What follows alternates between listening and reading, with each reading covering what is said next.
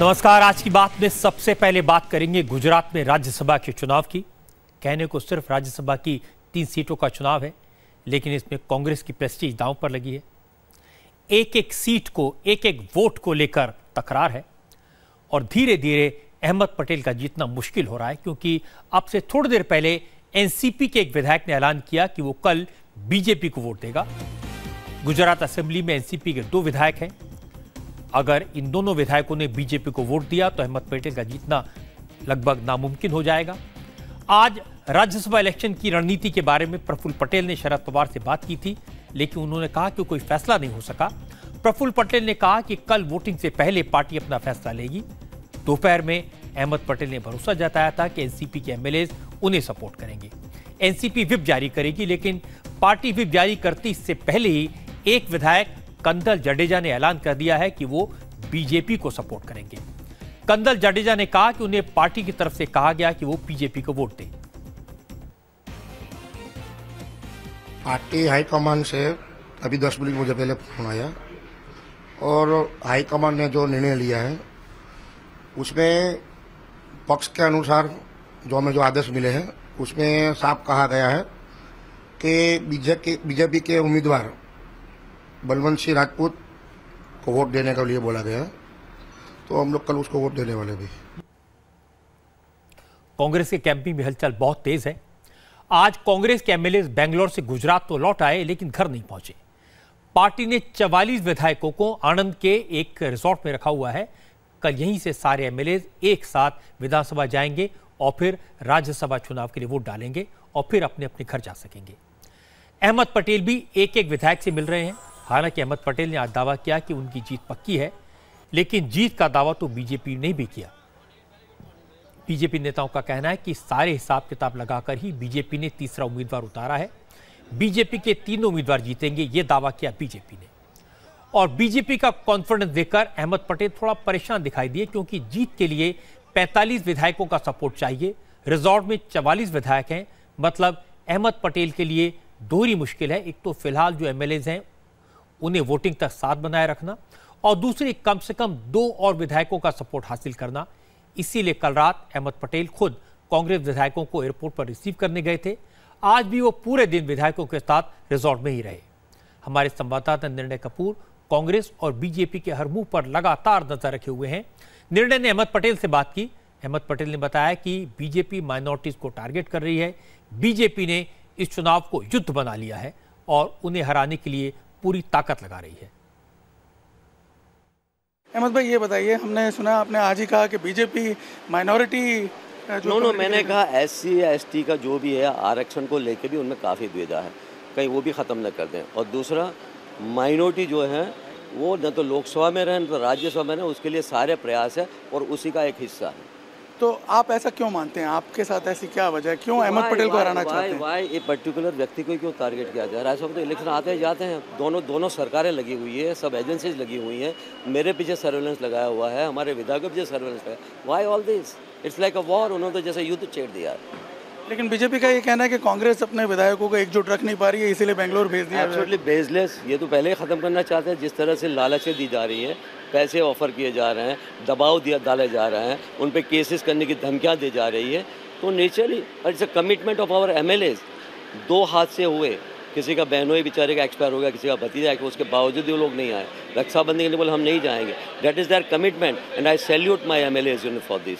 Sir, बाढ़ के हालात में भी आपके एमएलएज चले गए? वो पहले 5 दिन वहीं पे थे, उसके बाद गए हैं। मुख्यमंत्री जी को तो 5 दिन के बाद जाने की वहाँ पे फुर्सत मिली और उनके सारे विधायक के परिवार वहाँ पे काम कर रहे हैं। आज भी आपके एमएलएज जो है वो आनंद के निजानंद रिजॉर्ट में है, आज भी उनको रखा हुआ है आप लोगों ने? वजह क्या है? वो उनका कमिटमेंट है, वो रहना खुद चाहते हैं, हमने कोई दबाव नहीं डाला। इससे पहले अहमद पटेल ने सीधा आरोप लगाया कि बीजेपी खरीद फरोख्त कर रही है। उन्होंने कहा अगर ऐसा न होता तो कम एमएलए होने के बावजूद वो अपना उम्मीदवार क्यों उतारते। मैं नहीं मानता कि सीट फंसी है, क्योंकि मुझे मेरे विधायक पे पूरा कॉन्फिडेंस। ये पहली बार मैं ये देख रहा हूँ, it's like a political war. मुझे नहीं मालूम इस तरह से सिर्फ मुझे टारगेट करके ये क्यों किया जा रहा है। हमारे वोट ज्यादा थे, 16 वोट ज्यादा थे, उसके बावजूद इन्होंने कैंडिडेट रखा। इट मीन्स वो हॉर्स ट्रेडिंग करना चाहते हैं। कौन कर रहे हैं सर? अब जो कौन रहे हो तो आप सब जानते हैं, सामने जो है वही लोग कर रहे हैं, जिम्मेवार लोग कर रहे हैं। लेकिन सर आपको क्या लगता है कि ये नाक की लड़ाई है, आप हारेंगे, सोनिया जी इट्स इलेक्शन, इसको नाक की लड़ाई नहीं कर सकते। इलेक्शन चुनाव ही होता है। बीजेपी ने गुजरात में 3 उम्मीदवार उतारे हैं, अमित शाह, स्मृति ईरानी और बलवंत राजपूत। अमित शाह और स्मृति ईरानी का जीतना तो तय है, लेकिन बलवंत राजपूत तभी जीतेंगे जब कांग्रेस के कम से कम 11 वोट उन्हें मिलेंगे। बीजेपी को कांग्रेस के बागियों पर पूरा भरोसा है, क्योंकि बलवंत राजपूत खुद असेंबली की मेंबरशिप छोड़कर कांग्रेस से इस्तीफा देकर बीजेपी में आए। एक जमाने में वो अहमद पटेल के बहुत करीबी रहे, लेकिन शंकर सिंह वाघेला के रिश्तेदार भी हैं। कहा जा रहा है कि उनकी जीत की गारंटी वाघेला ने खुद ली है। इसके बाद ही बीजेपी ने बलवंत राजपूत को टिकट दिया। वैसे अमित शाह आज गुजरात में हैं, वो भी लगातार पार्टी के नेताओं के साथ बात कर रहे हैं। गुजरात के चीफ मिनिस्टर विजय रूपाणी भी उनके साथ हैं। कांग्रेस बीजेपी पर आरोप लगा रही है हॉर्स ट्रेडिंग का। इसका जवाब दिया रूपाणी ने कहा कि बीजेपी के तीनों कैंडिडेट का जीतना तय है, क्योंकि कांग्रेस को अपने ही एमएलए पर भरोसा नहीं है। वो तो बीजेपी को बदनाम करने के लिए बात कर रहे हैं। पहले तो उनके एमएलए उनके बस में नहीं है, इसलिए तो उन्होंने रिसोर्ट में रखने पड़ा 10 दिन तक। इस बार यहाँ गुजरात में पूर्व और बाढ़ग्रस्त लोगों यहाँ दुखी हो रहे थे और उनके एमएलए बेंगलोर में मजा कर रहे थे। इसका मतलब यही है कि उनके एमएलए उनके बस में नहीं है, उनको भरोसा नहीं है। 3 सीट भारतीय जनता पार्टी जीतेगी और अहमद भाई हारेंगे, जरूर हारेंगे। असल में कांग्रेस की मुश्किल उस दिन शुरू हो गई थी जिस दिन शंकर सिंह वाघेला ने कांग्रेस छोड़ने का ऐलान कर दिया था। आज निर्णय कपूर ने शंकर सिंह वाघेला से भी बात की। वाघेला ने कहा उन्हें तो लगता है कि अहमद पटेल हारेंगे, क्योंकि कांग्रेस में करीब 25 से 30 एमएलए ऐसे हैं जो पार्टी से नाराज हैं। शंकर सिंह जी, ये बताइए कि कल का चुनाव आप क्या मानते हैं, कितना सिग्निफिकेंट रहेगा गुजरात की ओवरऑल पॉलिटिकल हिस्ट्री में आने वाले दिनों के लिए? देखिए, मैं तो जो विधायक है 182, इन सबको मेरा धन्यवाद करना चाहिए।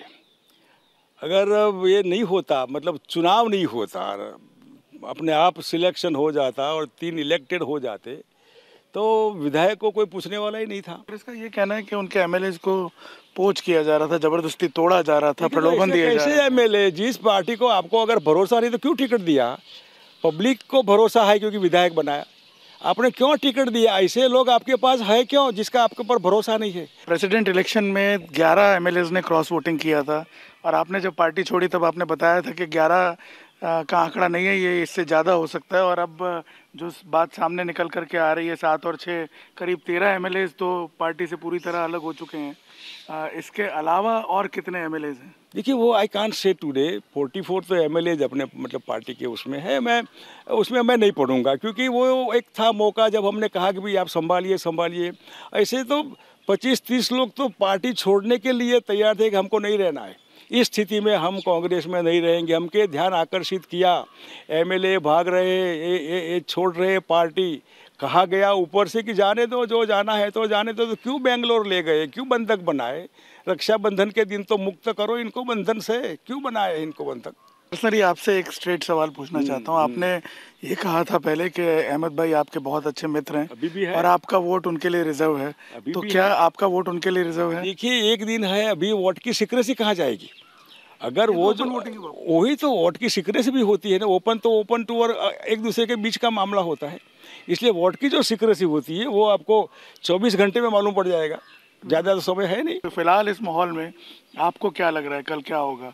बीजेपी के तीनों उम्मीदवार जीत जाएंगे या अहमद भाई जीतेंगे? लेकिन जो माहौल है, बीजेपी क्लेम कर रही है कि तीनों सीटें जीतेंगी। कांग्रेस के लोग भी कह रहे हैं कि हम 50 वोट के उसमें हम जीत जाएंगे। अच्छी बात है, 4 के 4 जीत जाए, I will be most happy. नहीं, फिर भी चारों तो नहीं जीतेंगे। वही तो लेट एमएलए, मालिक एमएलए है। अब मैं आपको बताता हूं कि गुजरात में ये तीसरी सीट की लड़ाई इतनी क्रूशल क्यों है और ये तकरार इतनी ज्यादा क्यों हो गई। अमित शाह क्या चाहते हैं और अहमद पटेल क्यों परेशान है। गुजरात में राज्यसभा का पूरा इलेक्शन है क्या? गुजरात में राज्यसभा में जीत पक्की करने के लिए कम से कम 45 एमएलए के वोट चाहिए। 2 हफ्ते पहले तक कांग्रेस के 57 एमएलए थे और अहमद पटेल की जीत पक्की थी, लेकिन 57 में से 6 विधायकों ने इस्तीफा दे दिया है। यानी अब कांग्रेस के 51 एमएलए बचे हैं, जिनमें से एक है शंकर सिंह वाघेला। वाघेला ने पार्टी तो छोड़ दी है, लेकिन असेंबली से इस्तीफा नहीं दिया है। वाघेला को अगर छोड़ भी दिया जाए तो कांग्रेस के 50 विधायक बचते हैं। इनमें से 6 एमएलए ऐसे हैं जिन पर कांग्रेस को भरोसा नहीं है। बचे सिर्फ 44 विधायक। कांग्रेस के इन्हीं 44 विधायकों को बेंगलौर के रिसोर्ट में ले जाया गया था और आज उन्हें आनंद के रिसोर्ट में रखा गया है। अहमद पटेल को उम्मीद है कि जेडीयू के इकलौते विधायक छोटू बसवा का वोट उन्हें मिलेगा। अहमद पटेल और छोटू दोनों भरूच जिले से हैं और दोनों की दोस्ती काफी पुरानी है। लेकिन खतरा है कि कांग्रेस जिन 44 एमएलए पर भरोसा कर रही है, उनमें से अगर कोई टूटा तो अहमद पटेल के लिए मुश्किल हो सकती है। फिर सेकंड प्रेफरेंशियल वोटों की गिनती होगी और सेकंड प्रेफरेंस वोटों की गिनती में बीजेपी के कैंडिडेट बलवंत राजपूत की जीत पक्की हो जाएगी। निर्णय कपूर हमारे संवाददाता हमारे साथ हैं। निर्णय, आपने अहमद पटेल से बात की, शंकर सिंह वाघेला से बात की, बीजेपी के नेताओं से आपने असेसमेंट लिया, क्या अंदाजा है, क्या होगा कल? देखिए रजत जी, जिस तरह से हालात बन रहे हैं, मैं आपको बता दूं कि एक तरह से साफ नज़र आ रहा है दीवार पे लिखा हुआ सत्य के अहमद पटेल की जो जीत के चांसेस हैं वो बहुत ही मिनिमम है। लगभग उनकी हार तय है ऐसा दिख रहा है, क्योंकि मैं आपको बता दूं जिस एक जेडीयू के उम्मीदवार पे भरोसा कर रहे थे अहमद पटेल, सुनने में आ रहा है कि वो भी बीजेपी को वोट कर सकते हैं। ऐसी एक सूचना अभी अभी हमारे पास आ रही है। इसके अलावा एक और जानकारी जो बीजेपी के सूत्रों से मिली है और शंकर सिंह वाघेला कैंप से हमें मिली है, वो ये है कि अहमद पटेल के साथ जो 44 एमएलए, जिन 44 एमएलए का दावा किया जा रहा है कि ये पार्टी छोड़कर नहीं जाएंगे, ये पार्टी के उम्मीदवार को ही वोट करेंगे, उनमें से भी कम से कम 4 एमएलए माफ़ कीजिएगा, वो क्रॉस वोटिंग कर सकते हैं, वो अहमद पटेल को गच्चा दे सकते हैं।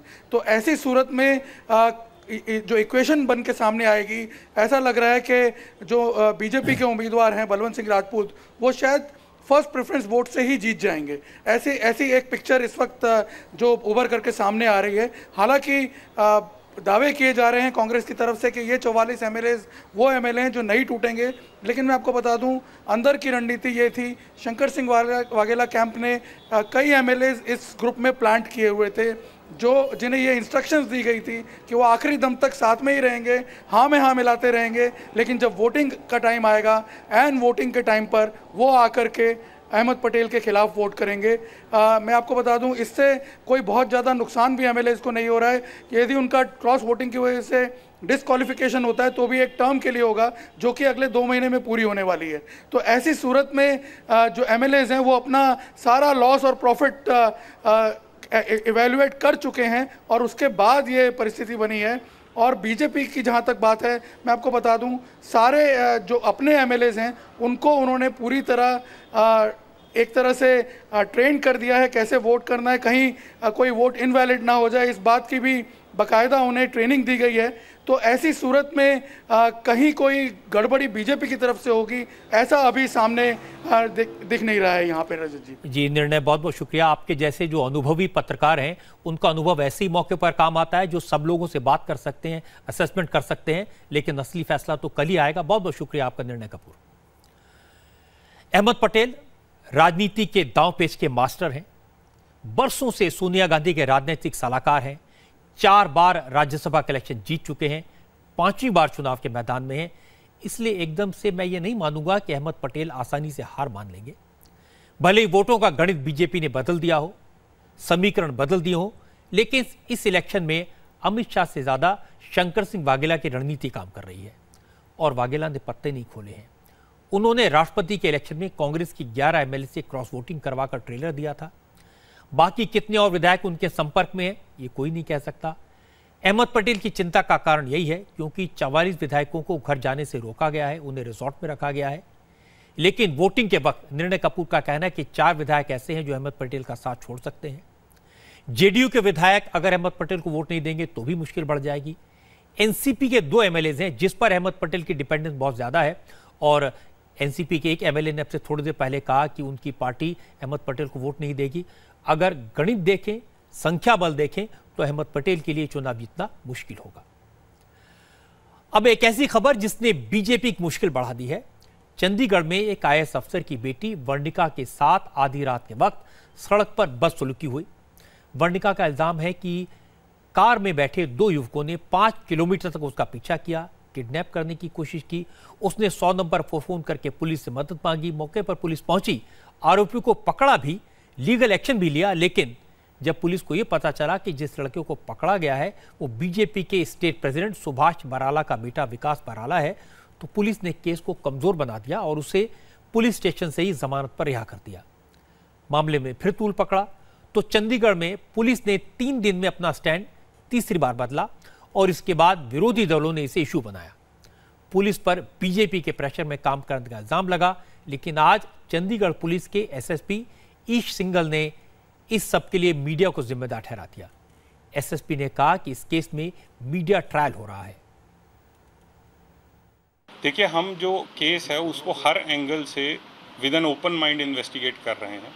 अगर कोई सेक्शन ऐसा आएगा जो कि हमें ऐड करना पड़ेगा तो हम ज़रूर करेंगे, पर हम किसी के दबाव में आके या ऐसा कुछ तो नहीं कर रहे। सर, जब लड़की कह रही है, दबाव में मीडिया का लड़की कह रही है, तो आपको लगता है कि सर कई चीज़ें हैं जिस पे हम लीगल ओपिनियन ले रहे हैं, अब वो कंप्लीट होने दीजिए। आप जो मैं देख रहा हूँ इस केस को एक मीडिया ट्रायल ना बनाएं, इसको आप चलने दीजिए नॉर्मल कोर्स में। जो भी इसकी इन्वेस्टिगेशन में अपडेट होगा हम आपको रोज की रोज देते रहेंगे। आज कांग्रेस ने इसे राजनीतिक मुद्दा बनाया। कांग्रेस ने उस पुलिस अफसर का बयान दिखाया जिसने पहले से मॉलेस्टेशन का केस बताया था, लेकिन बाद में इसे स्टॉकिंग का केस बना दिया। 354D 185 मोटर व्हीकल एक्ट में ओरिजिनली FIR रजिस्टर की गई थी। 164 की स्टेटमेंट के बाद हम section 341 IPC, 365 IPC, 511 IPC add कर रहे हैं, रॉन्गफुल कन्फाइनमेंट और अटेम्प्ट टू किडनैप। ये बेलेबल है या नॉन बेलेबल है? ये मेरे पास ओरिजिनल कॉपी नहीं आई थी। जो 164 की स्टेटमेंट है उस स्टेटमेंट में कहीं भी डायरेक्ट जिक्र नहीं कर रखा कि मुझे किडनैप करने की कोशिश की गई है। हमने जो कंप्लेनेंट ने स्टेटमेंट दी है उसी के बेस पे हम चल रहे हैं। उसके ऊपर फिलहाल 341 IPC अट्रैक्ट होता है जो हम ऐड कर रहे हैं। वीडियो दिखाने के बाद रणदीप सिंह सुरजेवाला ने कहा कि बीजेपी अपने नेता के बेटे को बचा रही है, पुलिस पर राजनीतिक दबाव डाला जा रहा है। बीजेपी के प्रेशर की वजह से आरोपियों के खिलाफ हल्की धाराएं लगाई गई। एक बात बड़ी स्पष्ट है कि भारतीय जनता पार्टी अपने नेता के बेटे को बचाने के लिए एक राजनीतिक षड्यंत्र कर रही है और प्रशासन पर नाजायज दबाव डाल रही है। अगर कोई नशे में धुत गुंडे 7 किलोमीटर तक किसी युवती का गाड़ी में पीछा करें, बार बार उसकी गाड़ी को ब्लॉक करने की कोशिश करें, फिर गाड़ी का दरवाजा खोलकर जबरन उसके अंदर घुसने की कोशिश करें और युवती इस बात को लेकर भयभीत हो कि उसके साथ छेड़छाड़ और बलात्कार होने वाला है, तो क्या ये जबरन अगवा करने या एब्डक्शन और किडनैपिंग का मामला नहीं है? क्या ये outraging the modesty of a woman का मामला नहीं है?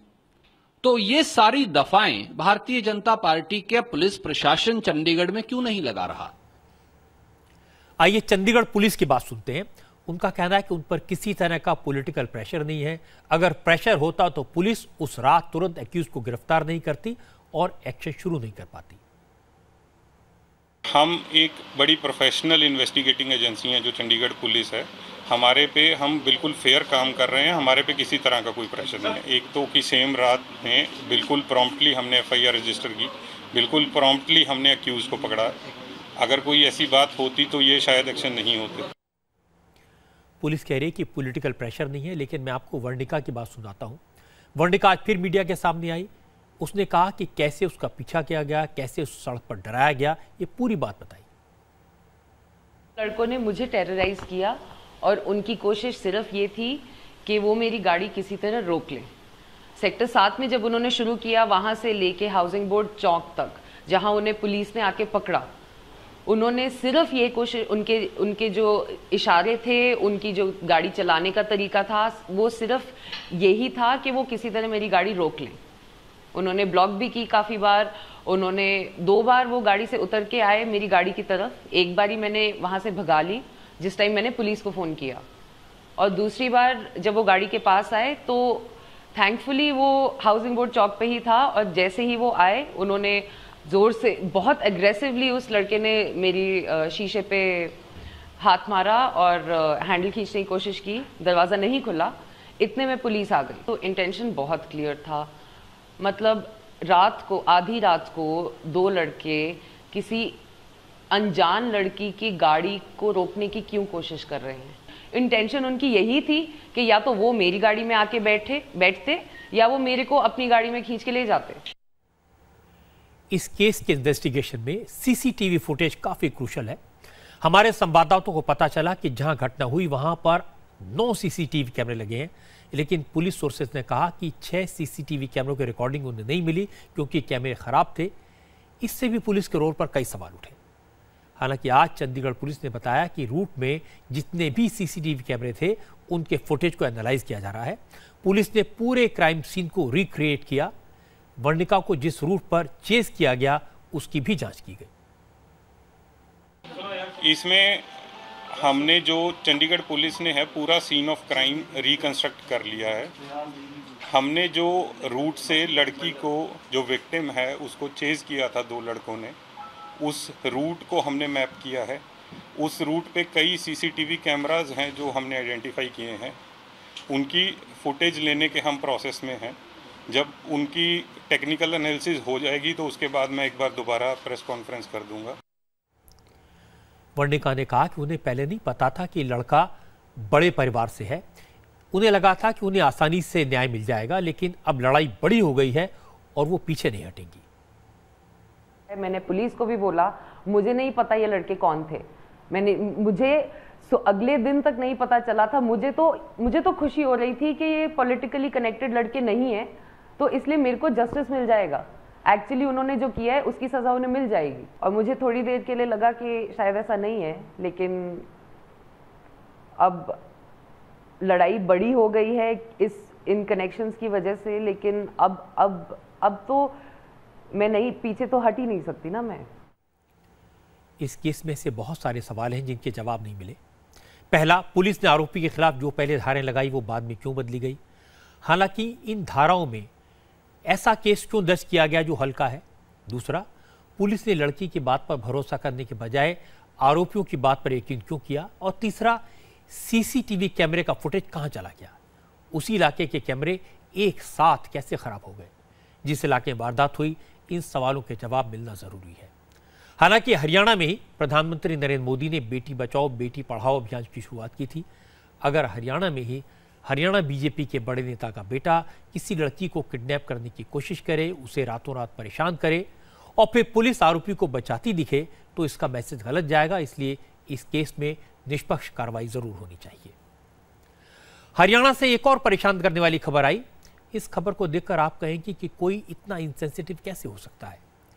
एक एम्बुलेंस का बीजेपी के लोकल लीडर की गाड़ी से मामूली एक्सीडेंट हो गया। एम्बुलेंस में मरीज था।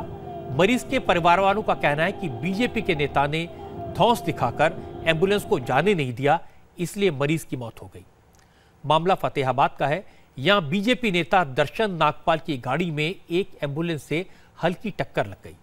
दर्शन नागपाल ने एम्बुलेंस का पीछा किया, एम्बुलेंस को रुकवाया और फिर आधे घंटे तक उसे जाने नहीं दिया। एम्बुलेंस में एक मरीज क्रिटिकल कंडीशन में था। एम्बुलेंस का ड्राइवर और मरीज के परिजनों ने नेता से माफी मांगी, कहा उन्हें जाने दिया जाए, मरीज की हालत बिगड़ रही है। लेकिन नेताजी इस बात पर अड़े रहे कि उनकी गाड़ी का जो नुकसान हुआ है, एम्बुलेंस का ड्राइवर उसकी भरपाई करे। आधे घंटे बाद दर्शन नागपाल ने एम्बुलेंस को जाने दिया, लेकिन तब तक देर हो चुकी थी। मरीज जब हॉस्पिटल पहुंचा तो उसकी मौत हो गई। मरीज के घर वालों ने दर्शन नागपाल के खिलाफ केस रजिस्टर करवाया है। एम्बुलेंस को लेकर के बंसल हॉस्पिटल जा रहे थे, तो लाल बत्ती पे जाम लगने की वजह से थोड़ा सी एम्बुलेंस नगर परिषद के प्रधान दर्शन नागपाल के गाड़ी से टच हो गई। प्रधान जी ने अपनी गाड़ी एम्बुलेंस के पीछा लगा करके और तब देवलाल बुद्ध के पास हमारी एम्बुलेंस को घेर करके रोक लिया। लगभग हमारा आधा घंटा वहाँ बर्बाद कर दिया बहसबाजी में कि मेरी गाड़ी का नुकसान की भरपाई करो। हालांकि हमने ड्राइवर ने बहुत ताजोड़ी करी, भाई हमारे को जाने दो, पेशेंट है इसके अंदर, पेशेंट सीरियस है, परंतु नहीं माने। फिर काफ़ी हमारे मान मनोबल करवाने के बाद और माफ़ी मांगने के बाद उन्होंने जाने दिया और जब तक हम हॉस्पिटल में पहुंचे डॉक्टर साहब ने चेकअप किया, कहा जी तो डेथ हो गई। अगर आप 10-15 मिनट पहले आ जाते तो शायद हम कुछ कर सकते थे। दर्शन नागपाल फतेहाबाद के नगर परिषद के प्रधान हैं। हमने उनका वर्जन जानने की कोशिश की, उनका पक्ष जानने की कोशिश की। उन्होंने कहा कि एम्बुलेंस को न तो उन्होंने रोका, न उसका पीछा किया। नागपाल ने कहा उन्होंने एम्बुलेंस के ड्राइवर से बात जरूर की थी, लेकिन मरीज को अस्पताल छोड़ने के बाद लाल बत्ती पे पीछे से आके उसने गाड़ी को पीछे से आके मारी एम्बुलेंस। तो मामला ना तो मुझे पता कौन है। जब लगी गाड़ी इतने में लाल बत्ती खुल गई, सिग्नल हो गया, हम चल पड़े। आरोप लगा रहे हैं कि एम्बुलेंस रोकी गई है। ना रोकने का तो सवाल ही नहीं पैदा होता कि वहाँ अगर एक भी आदमी ये कह दे कि मैंने एम्बुलेंस रोकी, मैं रोज समाज सेवा में हूँ, वैसी तो मेरी भी आत्मा होगी, मैं से मुझे भी पता है मेरा क्या कार्य है, रोकने का तो सवाल ही नहीं पैदा होता। वैसे आमतौर पर तो ये होता है कि अगर एक्सीडेंट हो जाए तो लोग वहीं झगड़ा करने लगते हैं, जैम लग जाता है, दूसरों को दिक्कत होती है। लेकिन अगर कोई नेता ऐसा करे, नगर परिषद का एक जिम्मेदार नेता ऐसी बात करे, एम्बुलेंस को रोक ले, मरीज की मौत हो जाए, तो ये काफ़ी गंभीर बात है। इस मामले में पूरी तरह से जांच होनी चाहिए। ये मामला था तो हरियाणा का, लेकिन यूपी में भी मरीजों को एम्बुलेंस पाने में कितनी दिक्कत होती है ये हम आपको बताते हैं। पिछले एक हफ्ते से यूपी के ज़्यादातर जिलों में 102 और 108 एम्बुलेंस के पहिए रुक गए हैं, और इसकी वजह मैं आपको बताऊंगा तो आप हैरान हो जाएंगे। और मैं आपको बताता हूं कि उत्तर प्रदेश में एम्बुलेंसेस का चक्का क्यों जाम है। असल में यूपी में पिछले हफ्ते से मरीजों के रिश्तेदार जब एम्बुलेंस के लिए 102 और 108 पर फोन लगाते हैं तो उन्हें बताया जाता है कि एम्बुलेंस नहीं मिल पाएगी, अवेलेबल नहीं है, क्योंकि एम्बुलेंस में डीजल नहीं है। जब मुझे इस बारे में पता चला तो भरोसा नहीं हुआ। मैंने यूपी के अलग अलग जिलों में अपने संवाददाताओं को इसकी तहकीकात करने के लिए कहा। इंडिया टीवी के रिपोर्टर्स यूपी के कई जिलों में सरकारी हॉस्पिटल्स में गए। उन्होंने हॉस्पिटल्स में इलाज कराने आए मरीजों के रिश्तेदारों से बात की। 102 और 108 एम्बुलेंस सर्विस के कर्मचारियों से बात की। डिस्ट्रिक्ट हॉस्पिटल में तैनात चीफ मेडिकल ऑफिसर से बात की। आपको यूपी के कुछ जिलों की तस्वीरें दिखाता हूं, जिससे देखकर आपको अंदाजा लगेगा कि इन दिनों यूपी में 102 और 108 की एम्बुलेंस का हाल क्या है। सबसे पहले देखिए यूपी के मथुरा का हाल। मथुरा से विधायक श्रीकांत शर्मा योगी आदित्यनाथ की सरकार में कैबिनेट मिनिस्टर हैं। श्रीकांत शर्मा के क्षेत्र मथुरा में भी डीजल न मिलने के कारण 102 और 108 एम्बुलेंस सर्विस बंद है। इंडिया टीवी के संवाददाता ने मथुरा से एक ऐसी तस्वीर भेजी है जिसे देखकर आप चौंक जाएंगे। एक प्रेग्नेंट महिला को उसके परिवार वाले बैलगाड़ी में लेटाकर हॉस्पिटल लाए। परिवार वालों ने इमरजेंसी की स्थिति में एम्बुलेंस सर्विस पर कॉल किया, एम्बुलेंस नहीं मिली, वक्त कम था, महिला को बैलगाड़ी के जरिए हॉस्पिटल ले जाना पड़ा। दर्द हुआ था सुबह से। डिलीवरी होनी नहीं की? हाँ डिलीवरी होनी। अच्छा, तो आप बैलगाड़ी में क्यों आए? बैलगाड़ी में यहाँ आए थे सर, घंटन से फ़ोन कर रहे थे, इसलिए एम्बुलेंस उन्होंने ये कह दी थी मैडम जी ने कि यहाँ पे गाड़ी है नहीं है, एम्बुलेंस नहीं है। एम्बुलेंस है नहीं। अच्छा, गाड़ियाँ तो खड़ी हुई हैं यहाँ खड़ी हुई है, लेकिन ये मैडम जी हमसे नहीं कर रही थी, इसीलिए बुकिंग करनी पड़ी।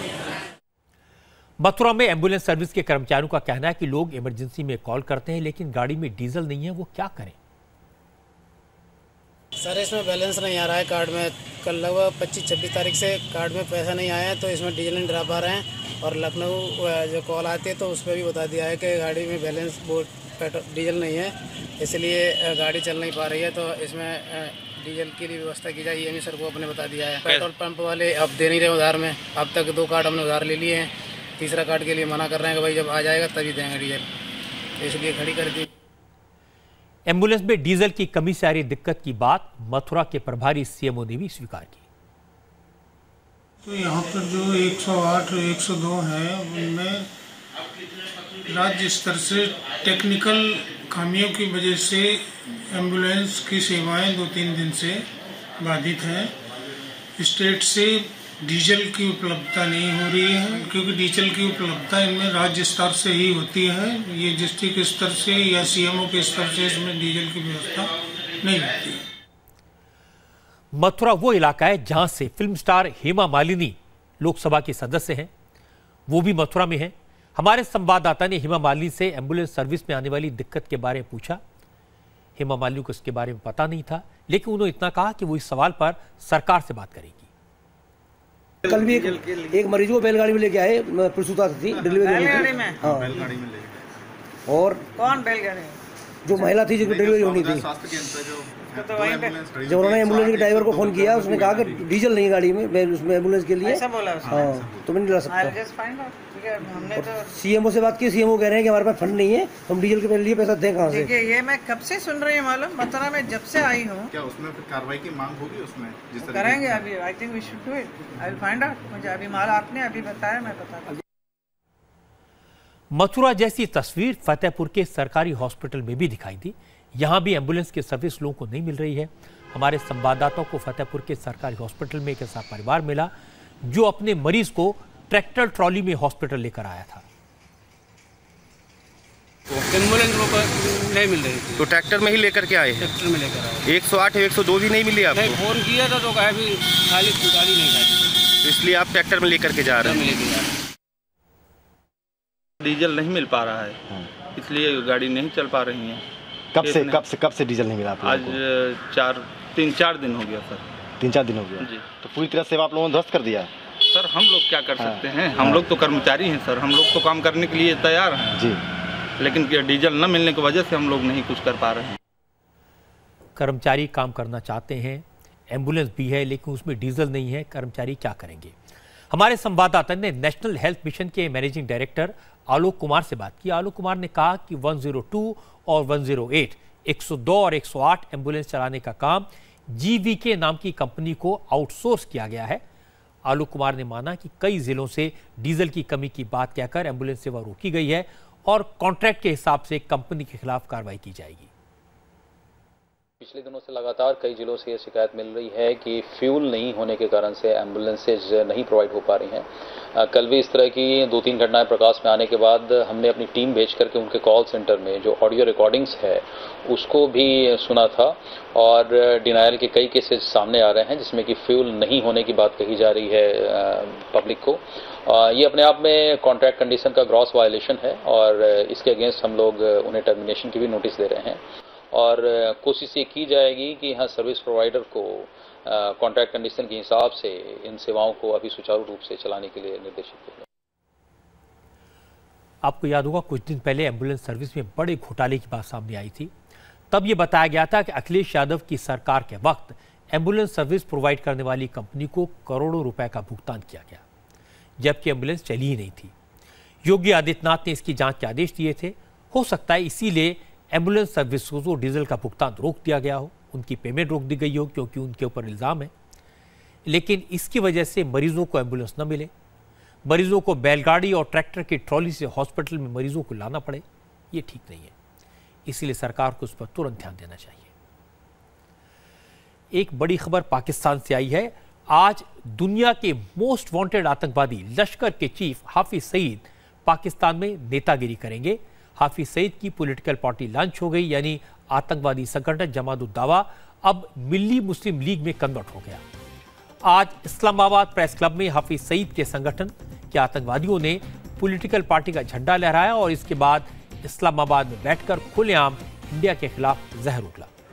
हाफिज सईद हाउस अरेस्ट है, इसलिए हाफिज सईद की पार्टी को लश्कर के उस आतंकवादी सैफुल्लाह खालिद ने लॉन्च किया जिसने श्रीनगर में डीपीएस स्कूल पर आतंकी हमला करने वाले लश्कर के आतंकवादियों का गुणगान किया था, उन्हें ग्लोरीफाई किया था, उनके लिए दुआ मांगी थी और इसका वीडियो भी जारी करवाया था। अब लश्कर के इस आतंकवादी को हाफिज सईद की पार्टी का प्रेसिडेंट बनाया गया है। आज सैफुल्लाह खालिद ने खुलकर कहा कि इंडिया उसका सबसे बड़ा दुश्मन है। कौन नहीं जानता कि हमारा इशारा किस दुश्मन की तरफ है जो कभी कुलभूषण या देव की शक्ल में और कभी किसी शक्ल में अपने जासूस तहरीरकार जैकेट फाड़ ये वो भेज के और जिसके भी आप जानी ताने बाने चेक करेंगे तो वो आपको दिल्ली से जुड़े हुए और वाशिंगटन से जुड़े हुए। हमारी दुश्मन से मुराद ये आपस की जनाब बराबरी की दुश्मनियां और ये इलाकाई दुश्मनियां मुराद नहीं है। हम जिस दुश्मन की तरफ इशारा कर रहे हैं उस दुश्मन से दो मुराद है कि 70 साल आज पाकिस्तान को कायम हुए हो चुके, आज तक हिंदुस्तान ने पाकिस्तान के वजूद को तस्लीम नहीं किया। हमारी दुश्मन से हमारी खुला हमारा इशारा वो इंडिया की तरफ है और इस वक्त पूरी हमारी तारीख में सबसे ज्यादा उनकी दुश्मनी इस वक्त खुल के सामने आ चुकी है। हाफिज सईद के आतंकवादी संगठन लश्कर ए तैयबा को बैन किया गया तो उसने जमात उद दावा नाम का ऑर्गेनाइजेशन बनाया और अब सियासी जमात खड़ी कर ली है। अब हाफिज सईद जैसे दहशतगर्द पाकिस्तान में इलेक्शन लड़ेंगे, चुनाव जीतेंगे तो देश की सियासत का क्या होगा, इसका अंदाजा लगाया जा सकता है। अब कश्मीर से आई वो तस्वीर मैं आपको दिखाता हूं जिससे आपको अंदाजा होगा कि कश्मीर में आतंकवादी कितने डेस्परेट हो गए हैं। पहले आतंकवादी बैंक लूटने की कोशिश करते थे, अब दहशतगर्द बैंक में तैनात सिक्योरिटी पर्सन्स की राइफल छीनने की कोशिश करते हुए दिखाई दिए। आज जम्मू कश्मीर के बड़गांव में ऐसा ही हुआ। बड़गांव के चरारे शरीफ में एक बैंक में जाकर आतंकवादियों ने सिक्योरिटी गार्ड से हथियार छीनने की कोशिश की, लेकिन वो अपनी साजिश में कामयाब नहीं हो पाए। पुलिस वाले की हिम्मत के कारण आतंकवादी नाकामयाब हुए। एक आतंकवादी गार्ड की राइफल छीनकर भागा, लेकिन गार्ड की हिम्मत नहीं हारी। उसने राइफल की बैरल को पकड़ लिया, दरवाजे में अपने दोनों पैर फंसा लिए और आतंकवादी से अपनी राइफल वापस छीन ली। इसके बाद आतंकवादियों को उल्टे पांव भागना पड़ा। राइफल लूटने की वारदात का यह पूरा वीडियो बैंक में लगे सीसीटीवी कैमरे में रिकॉर्ड हो गया। दोपहर 2:06 का वक्त था। बैंक का स्टाफ लंच फिनिश करके अपनी सीटों पर बैठ चुका था। पब्लिक का आना जाना जारी था। इतने में ग्रे कलर की फिरन पहने एक शख्स बैंक के गेट पर बैठे जम्मू कश्मीर पुलिस के सिक्योरिटी पर्सन की तरफ दौड़ता हुआ आया। बंदूक छीनने की कोशिश की, लेकिन जवान अलर्ट था, उसने बंदूक नहीं छोड़ी। आतंकवादी के हाथ में बंदूक का आगे का हिस्सा था, जबकि पुलिस वाले के हाथ में पिछला पोर्शन। आतंकवादी गेट के बाहर तक पहुंच गया, लेकिन पुलिस वाले ने राइफल नहीं छोड़ी। आतंकवादी को जब लगा कि अब वो पकड़ा जाएगा, बंदूक लूट नहीं पाएगा, तो बंदूक छोड़कर और जान बचाकर भागा। हालांकि हथियार लूटने वाले इन आतंकवादियों को ढूंढना पुलिस के लिए कोई मुश्किल काम नहीं है, क्योंकि सीसीटीवी कैमरे की इज्जत में राइफल छीनने वाले शख्स समेत तीनों आतंकवादियों का चेहरा है। पुलिस अब फिरन पहने इसी शख्स की तलाश कर रही है। इसके साथ मौजूद इसके 2 और साथियों को आइडेंटिफाई किया जा रहा है। आसपास के स्टेशंस में इस आतंकवादी की तस्वीर भेज दी गई है। पुलिस ने कहा कि जो भी इन आतंकवादियों के बारे में जानकारी देगा उसे रिवॉर्ड मिलेगा और पहचान बताने वाले की आइडेंटिटी रिवील नहीं की जाएगी। कश्मीर से एक और खबर। सिक्योरिटी फोर्सेज ने अमरनाथ आतंकी हमले के मास्टरमाइंड अबू इस्माइल के साथी और लश्कर के बड़े आतंकवादी उमर को मार गिराया है। सिक्योरिटी फोर्सेज का दावा है कि अब बहुत जल्द अबू इस्माइल का भी नंबर लग जाएगा। दरअसल पुलवामा में अवंतीपोरा के संबोरा गांव में सिक्योरिटी फोर्सेस को लश्कर के 3 आतंकवादियों की खबर मिली। उन्हें घेर लिया गया, दहशतगर्दों से हथियार डालने को कहा गया, लेकिन आतंकवादियों ने फायरिंग शुरू की और इसके बाद एनकाउंटर में उमेर मारा गया, जबकि 2 आतंकवादी भाग निकले। पुलिस को लगता है कि भागने वाले आतंकियों को गोली लगी हुई है, उनका ब्लड ट्रेल मिला है। आपको बता दूं कि पिछले 7 दिन में अबू दुजाना समेत लश्कर के 3 बड़े आतंकवादियों को न्यूट्रलाइज किया गया है। Umar Bhai was his code name, and 1 or 2 terrorists escaped. I think one of them was injured because there was a blood trail for about a kilometer distance, half a kilometer distance. So there were, as per our input, there were 2 Pak national terrorists belonging to LET and 1 local boy. All 3 of them were from Lashkar e Taiba and associate of Abu Ismail. आज line of control से भी बड़ी खबर आई। Army ने Machil sector में घुसपैठ की कोशिश करने वाले 5 आतंकवादियों को मार गिराया। इंडियन आर्मी ने कुपवाड़ा के माचिल सेक्टर में इस ऑपरेशन को अंजाम दिया। दहशतगर्द सुबह के वक्त इन्फिल्ट्रेट करने की कोशिश कर रहे थे। आर्मी ने उन्हें चैलेंज किया और इसके बाद दोनों तरफ से गन बैटल शुरू हुई। काफ़ी देर तक गोलाबारी चली और इस पूरे ऑपरेशन में आर्मी को कोई नुकसान नहीं हुआ, लेकिन इन्फिल्ट्रेशन की कोशिश करने वाले 5 आतंकवादी, 5 दहशतगर्द मारे गए। अब एक खबर गायों की तस्करी के बारे में। मैं आपको पहले ही बता चुका हूं कि पश्चिम बंगाल के कुछ ऐसे इलाके हैं जहां गैर कानूनी तरीके से गायें बांग्लादेश के स्लॉटर हाउसेस को भेजी जाती हैं। आज मेरे पास एक ऐसी रिपोर्ट आई जिससे देखकर आप समझ जाएंगे कि गायों की स्मगलिंग कितने ऑर्गेनाइज तरीके से की जाती है। स्मगलर्स गायों को देश के कई राज्यों से वेस्ट बंगाल लाते हैं। यहां बॉर्डर के इलाकों में इन्हें छुपाकर रखा जाता है। हर तस्कर के एजेंट होते हैं जो गायों को बॉर्डर पार कराते हैं। इन एजेंट्स के पास जब ये गायें पहुंचती हैं तो उन पर मार्किंग की जाती है, कोड वर्ड डाल दिया जाता है, गायों पर स्मगलर्स के नाम लिखे दिए जाते हैं। आप अपने टीवी स्क्रीन पर अभी देखेंगे वो तस्वीरें जिसमें एक एजेंट आपको गायों पर तस्कर के नाम लिखता नजर आएगा। किसी पर मोंटी लिखा है, कुछ गायों पर हबीबुर लिखा जा रहा है, किसी पर आलिम और किसी पर इदुल। ये सारे नाम इन स्मगलर्स के हैं। इनके एजेंट ये नाम इसलिए लिखते हैं क्योंकि इन्हें पता चल जाए कि किसी तस्कर को की कितनी गायें बॉर्डर पार कर गई हैं, और बॉर्डर पार बांग्लादेशी स्लॉटर हाउस मालिकों को भी पता चल जाए कि किसकी कितनी गायें हैं उनके पास आई हैं, उसके हिसाब से पेमेंट हो जाएगा। इंडिया टीवी के संवाददाताओं को काउ स्मगलर्स के ऐसे एजेंट मिले, उनसे बात की तो पता चला इन एजेंट्स को एक गाय की स्मगलिंग के बदले 3,000 रुपये मिलते हैं।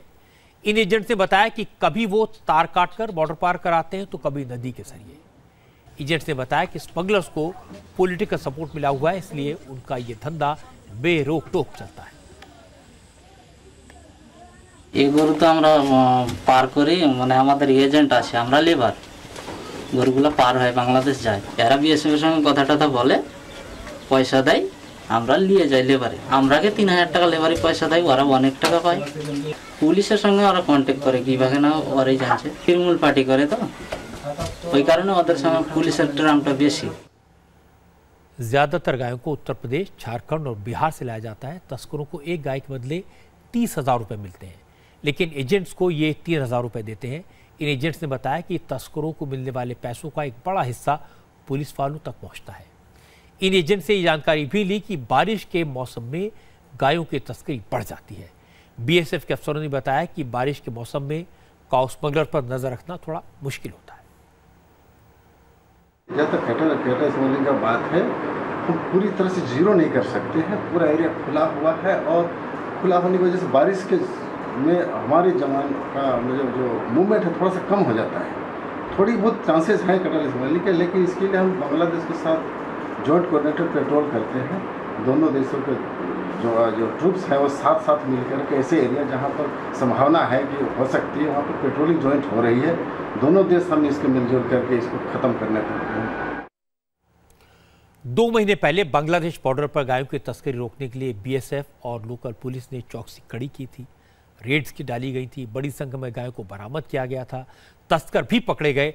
लेकिन अब ईद आने वाली है, इसलिए गायों की तस्करी बढ़ गई है। उम्मीद है कि ये रिपोर्ट देखने के बाद सिक्योरिटी फोर्सेस और पुलिस वालों की नींद फिर खुलेगी।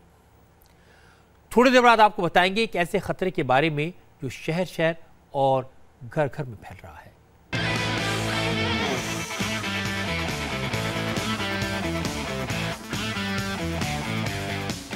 और अब एक खबर आपको सावधान करने के लिए।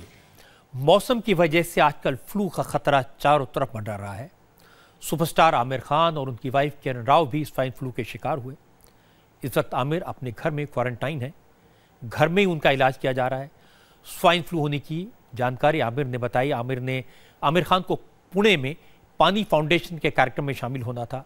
बहुत बरसों से वो इसकी तैयारी कर रहे थे, लेकिन बीमारी की वजह से इस कार्यक्रम में शामिल नहीं हो पाए।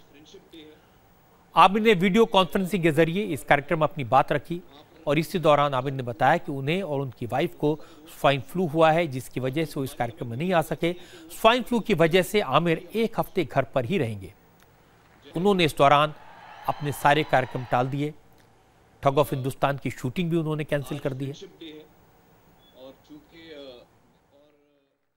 आज बहुत खुशी का दिन है, लेकिन हम लोग बहुत दुखी हैं इस वक्त, क्योंकि इतने पूरे काम के बाद, पूरे साल के बाद जब हमारा ये वक्त आया कि हम आपके साथ खुशी मनाएं, तो और जो बीमारी हमें हुई है वो ऐसी है कि वो बहुत जल्दी फैलती है। H1N1 वायरस है, उसका आमतौर पे लोग उसको स्वाइन फ्लू कहते हैं।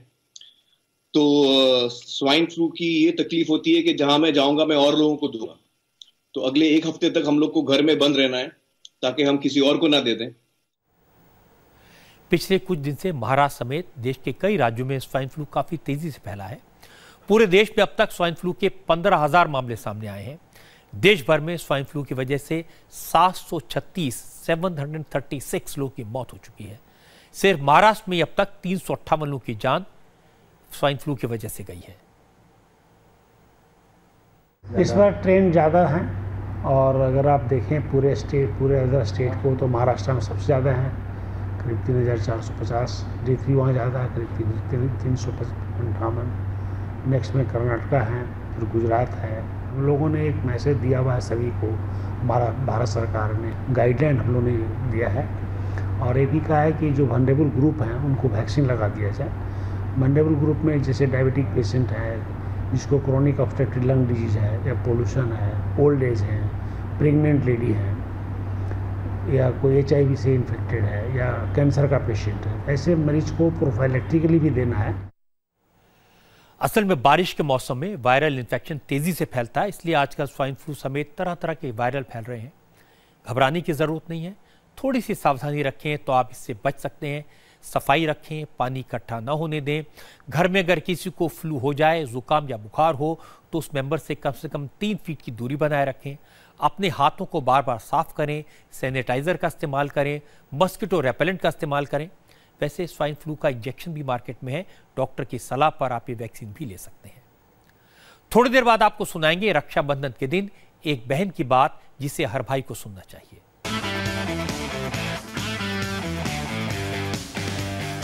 चलते चलते आपको अच्छी खबर बता दूं, रक्षाबंधन के मौके पर तेलंगाना के चीफ मिनिस्टर चंद्रशेखर राव की बेटी ने एक अच्छा अवेयरनेस कैंपेन चलाया। कविता राव ने राखी बांधने के बाद अपने भाई को हेलमेट गिफ्ट किया और देश भर की बहनों से अपील की कि वो राखी के मौके पर अपने भाइयों को हेलमेट गिफ्ट किया करें। कविता राव की इस मुहिम को हैदराबाद में लड़कियों ने एंडोर्स किया। रक्षाबंधन के पहले से स्टूडेंट्स ने मार्च निकाला और लोगों को इस मुहिम के बारे में अवेयर किया था। जितने भी तेलंगाना में या पूरे हिंदुस्तान भर की बहनें हैं आपकी बात मानेंगे और अपने भाई को गिफ्ट देंगे। I really like the concept. इस साल हमारे भैया के बर्थडे पे मैंने एक कैंपेन लॉन्च किया है जुलाई 24 को। कह रहे रिक्वेस्ट कर रहे हमारे हिंदुस्तान भर के बहनों से कि अपने भाई को राखी के दिन राखी भी बांधिए और एक हेलमेट भी गिफ्ट दीजिए। हर एक बहन अपने भाई को राखी के साथ एक हेलमेट भी गिफ्ट करे। रोड पे जाते हुए बहुत ज़्यादा एक्सीडेंट वगैरह देखते जा रहे हैं, तो कविता जी ने ये बोला है कि हम अपने भाइयों को कुछ गिफ्ट करें। तो गिफ्ट में कुछ ऐसी चीज़ दें जो उन्हें प्रोटेक्ट करे। प्रोटेक्ट करने के लिए हेलमेट बहुत अच्छी चीज़ है। भाइयों को हम बहनें हेलमेट्स देंगी। ये रोड सेफ्टी को बहुत अच्छे से हमको एनकरेज करता है। सो ये बहुत अच्छा कॉज लगा मेरे को। रूल तो हम बना लेंगे गवर्नमेंट में जितने भी लोग हैं, लेकिन उसको अमल करना, उसको लोग प्यार से जैसे अमल करें, वो तो एक सेंसिटिव कैंपेन के ज़रिए ही हो सकता है। रूल पे पाबंदी पे सभी लोग चाहते हैं कि रूल को तोड़ ही दें, लेकिन जब एक बहन अपने भाई को बोलेंगे तो जब भी वो बाइक बाहर निकालेगा डेफिनेटली उसको अपनी बहन याद आएगी और हेलमेट पहनेगा, ऐसा मैं मानती हूँ। और हमेशा हम यही मान के चलते हैं कि भाई हमारा रक्षा करते हैं। अभी मौका मिला है हम भी भाई को रक्षा दें, तो I think it's good, it's a new thing in the tradition. Kavita Rao ने एक अच्छी बात कही कि सिर्फ रूल बनाने से, पाबंदी लगाने से कुछ नहीं होता, इसमें लोगों को इन्वॉल्व करना होता है और अच्छे तरीके से इन्वॉल्व करना होता है। मेरी सब बहनों से अपील है, अगर आपका भाई मोटरसाइकिल या स्कूटर चलाता है तो उसके बर्थडे पर उसे हेलमेट दें। आज की बात में इतना ही। स्टूडियो में सुरभि है, मीनाक्षी हैं और ये दोनों आपको बताएंगी दिन भर की 20 बड़ी खबरें।